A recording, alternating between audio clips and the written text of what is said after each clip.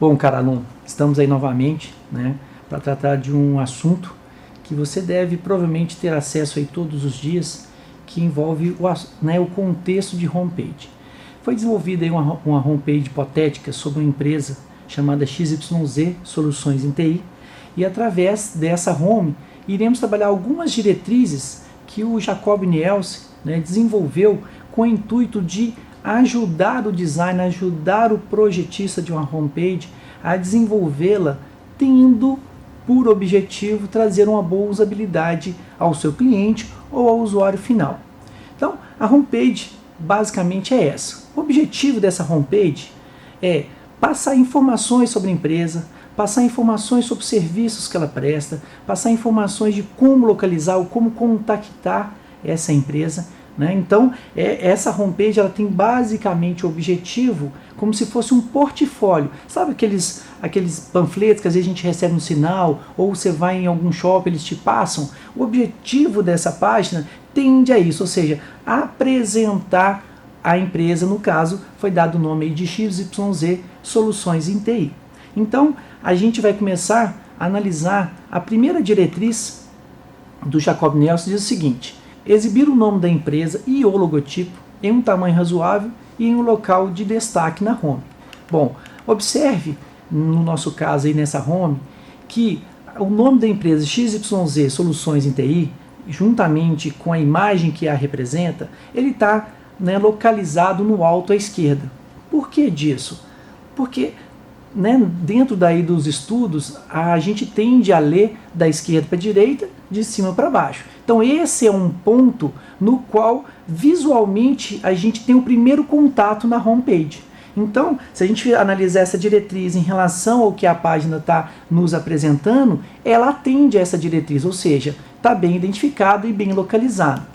A próxima diretriz que o Jacob traz, né, que eu gostaria de salientar para vocês aqui, é a diretriz 8. Né? Essa diretriz diz respeito à necessidade da home deixar um local, vamos dizer assim, enfatizar apenas um ponto no qual o usuário, o cliente, vai ter informações sobre a empresa. Então essa diretriz 8, ela está bem caracterizada, né, e está bem representada no menu sobre a empresa. Observe aí, ao lado do menu página inicial. Esse tópico aí, esse ponto do menu, vai ser o usuário, ao clicar aí, vai buscar com certeza as informações referentes à empresa, data de fundação, diretoria, telefone de contato, se tiver, né, se for uma empresa que possui loja física, localização física da empresa. Então, informações que a empresa considera importante que o usuário conheça para dar uma certa tranquilidade àquela pessoa. Se acontecer alguma coisa, a quem ela vai recorrer? Tudo bem? A outra diretriz, que eu venho a salientar aí, é a 14. Não incluir informações internas da empresa destinadas aos funcionários e que devem permanecer na intranet, né? No nosso caso é chamado no website público.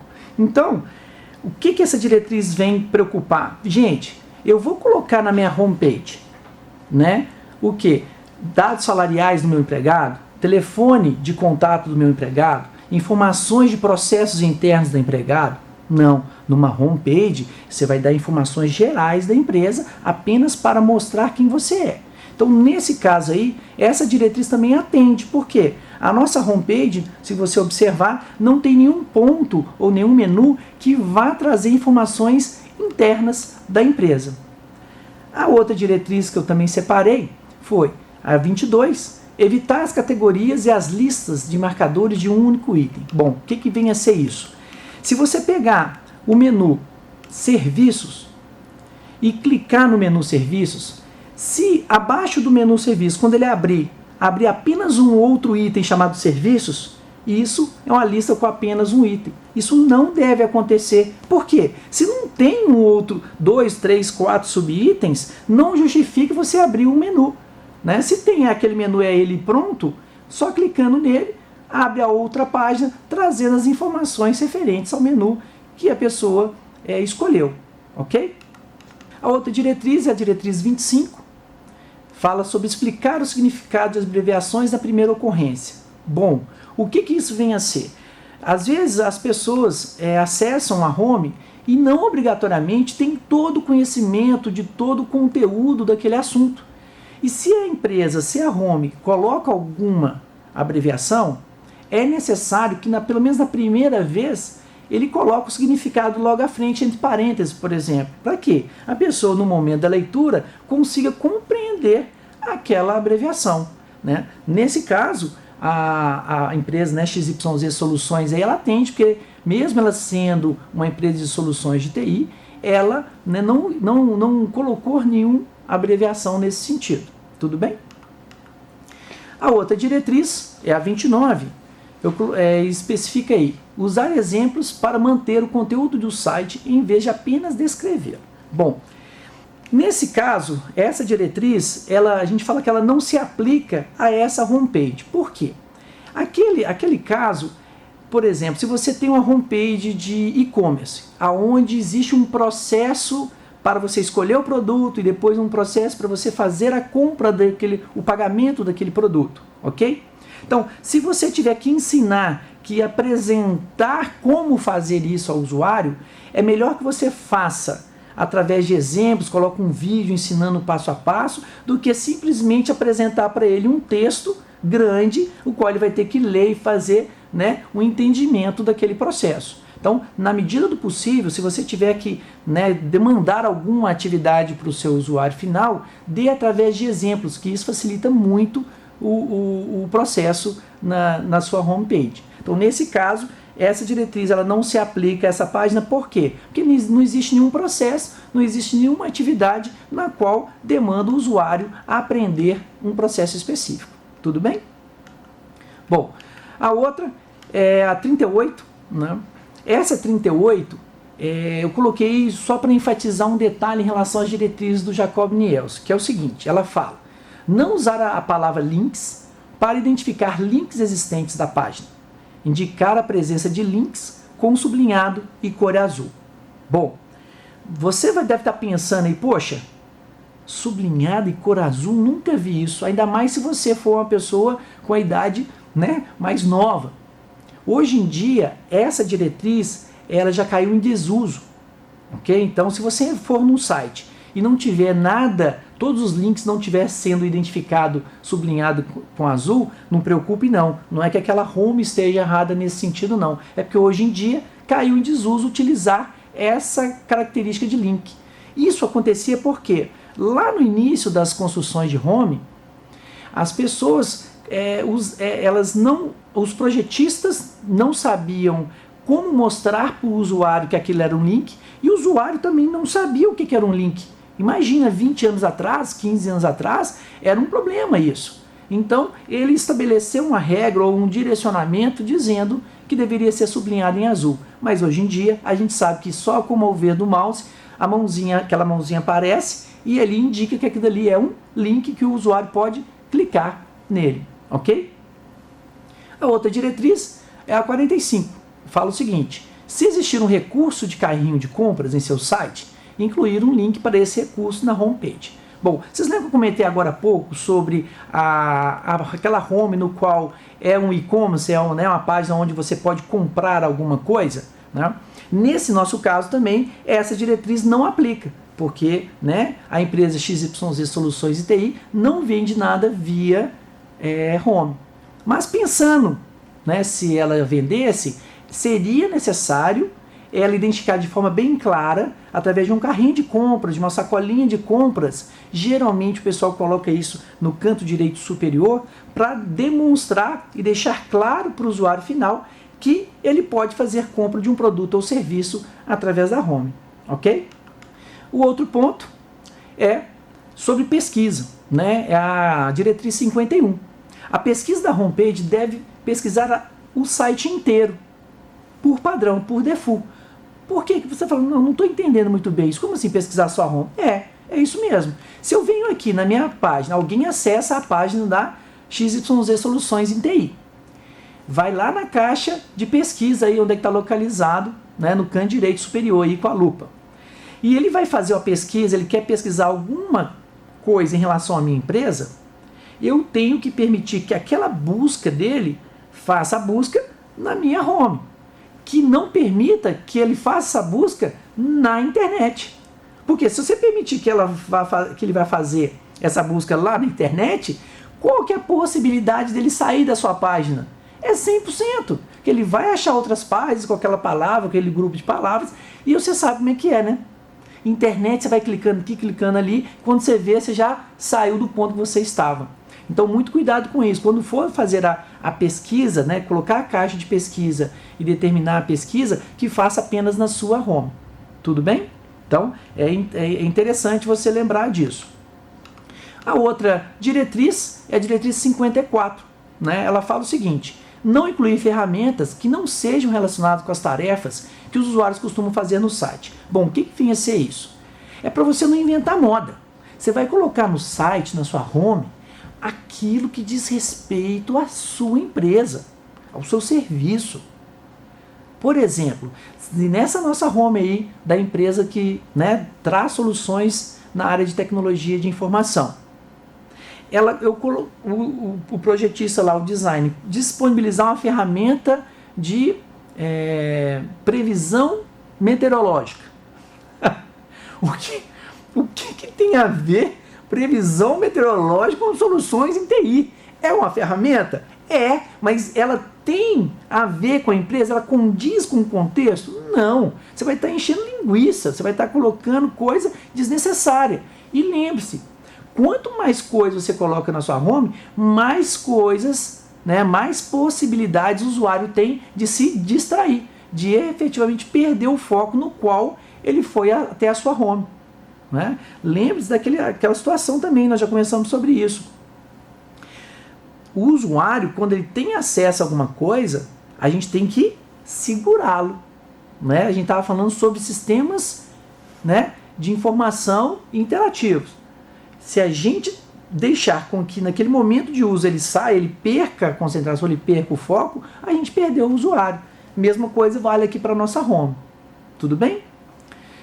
A diretriz 56 fala sobre usar gráficos ou imagens, né, para apresentar o conteúdo real, não somente para decorar a home. Isso era bem comum, eu acho que de vez em quando ainda aparecem umas homes assim. Antigamente, quando surgiu essa questão de homepage, o sobrinho, né, da tia, um menininho lá de 15, 16 anos, aprendia a fazer home, ia lá num cursinho, fazia home, falou: ô tia, deixa eu fazer a sua página. E a tia tinha uma lojinha lá pequenininha e não tinha nada para colocar. Aí o menino saía colocando um tanto de imagem, um tanto de foto, um tanto de coisa, né, e que na grande maioria das vezes, às vezes nem representava a realidade, o que condizia com aquele contexto. Então, se você utilizar uma imagem, uma foto na sua home, para apresentar alguma coisa, que utilize de forma adequada. Vou analisar no nosso caso aqui da home XYZ Soluções em TI. Repare que ele colocou o logo da empresa com a mão de uma pessoa, né, trazendo um contexto de tecnologia, saindo algumas imagenzinhas da mão da pessoa. Ou seja, tem a ver. Essa imagem ela não está aí solta, ela está corroborando aquilo que a empresa quer trazer. Abaixo a gente está falando sobre nuvem, computação em nuvem. Então foi colocada uma imagem que representa a computação em nuvem. Depois, o banco de dados, né, que também é uma imagem que também representa. E depois está falando sobre mobilidade. Então aparece aí um notebook, um tablet, um celular, até mesmo um monitor, trazendo, né, aquela ideia que você pode acessar as suas soluções de várias maneiras. Então as imagens apresentadas, elas condizem com aquilo que está sendo passado dentro do contexto. Então nesse caso está certinho, não é mesmo? A próxima diretriz é a 66, né? Está falando aí: os elementos mais críticos da página devem estar visíveis acima da dobra, que seria aí, né, na primeira tela do conteúdo sem rolar, no tamanho da janela mais predominante. A nossa home tem duas páginas. Tem a primeira página, se você rolar, né, o botão do mouse, ele vai descer para a segunda.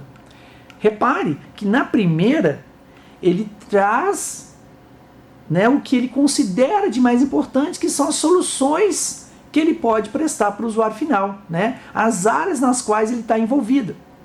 E na segunda página, ele coloca algumas outras informações, até trazendo coisas do menu que, né, como podem reparar, não são tão significativas no quesito de chamar a atenção do usuário final. Tudo bem? Então, nesse caso, a home aí, né, da XYZ Soluções ITI atende nesse sentido. A outra diretriz é a 75. Então, incluir uma descrição resumida do site no título da janela, né? Nesse caso, a nossa home da XYZ não atende. Por quê? Repare, lá no canto esquerdo superior, tá certo? Na aba ali. Ali tinha que estar vindo XYZ Soluções ITI e alguma descrição bem direta sobre aquilo que efetivamente ela trabalha. Então, nesse caso, essa diretriz não atende em relação a essa página aí. Ok? Então, a pessoa que projetou, que analisou, esqueceu de colocar isso ou não tinha conhecimento para tal. Tudo bem? O outro ponto, a outra diretriz, né, é a 79. Se disponível, registrar os nomes de domínio com grafias alternativas, abreviações ou erros comuns no nome do site. O que vem a ser isso? Já aconteceu com você algumas vezes de a pessoa falar assim, entra lá no site tal, na home tal. Você vai lá e digita, e na hora de você digitar o endereço, né, a URL, quando você dá um enter, ele te joga para uma página diferente da URL que você digitou? Pois é, essa empresa atende a essa diretriz. Por quê?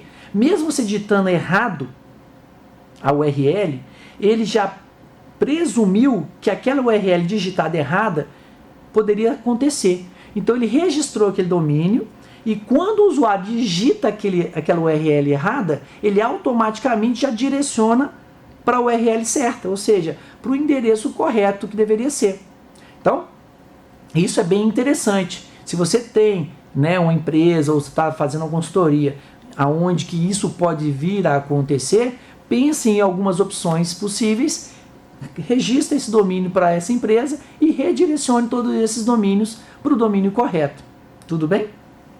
A próxima diretriz é a 82.